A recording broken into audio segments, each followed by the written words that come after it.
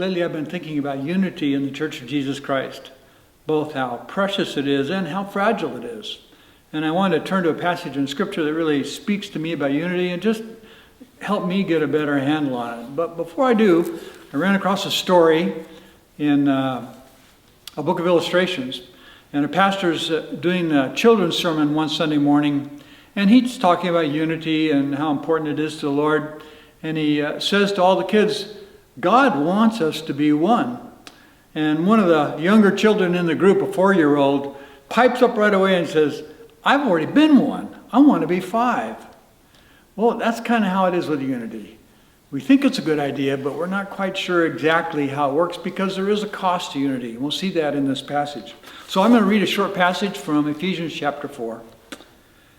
Therefore, I, the prisoner of the Lord, entreat you to walk in a manner worthy of the calling with which you have been called, with all humility and gentleness, with patience, showing forbearance to one another in love, being diligent to preserve the unity of the Spirit in the bond of peace.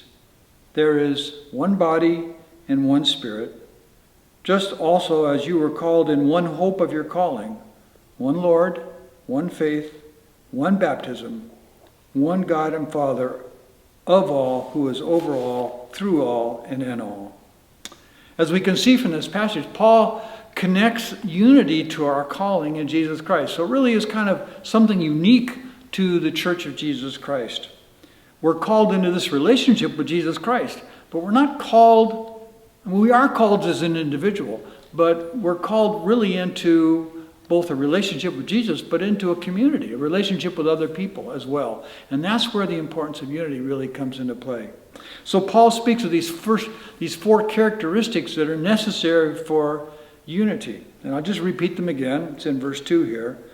Humility and gentleness, patience, showing forbearance to one another in love. And then he closes the passage with a really interesting series of 7 ones, 7 being the number of completion or perfection. And he says there's one body and one Spirit. Also, I want you to notice it's the Holy Spirit, the Lord Jesus Christ, and God the Father in these 7 ones. One body and one Spirit. Also, one hope of your calling. One Lord. One faith, one baptism. One God and Father of all, who is over all, through all, and in all. Unity is vital in the Church of Jesus Christ. It's essential because we have a Lord who not only died to pay the debt of our sins, but he also died to create something new in the world that's never existed before. And that is a people who are diverse in every way that we can imagine, but are one in Jesus Christ. But the other facet about unity that really strikes me is that unity will cost us. Personally, it will cost us. Notice again those characteristics that Paul points to. Humility, considering others as more important than myself. Gentleness, not pushing ourselves forward, but hoping that others and waiting for others to let them step forward. Patience. Patience is also translated long-suffering in the King James, and that's exactly what it means. It means that we just choose to sometimes be inconvenienced even to the point of suffering because we love another. And then the last one is bearing with one another in love. You don't have to bear with people that are pleasant all the time. You have to bear with people that sometimes aren't. So there is a personal cost to unity as well. And finally, I would say that unity is the very nature of the Godhead. We see that in the way Paul kind of wraps up this passage, as I referred to earlier.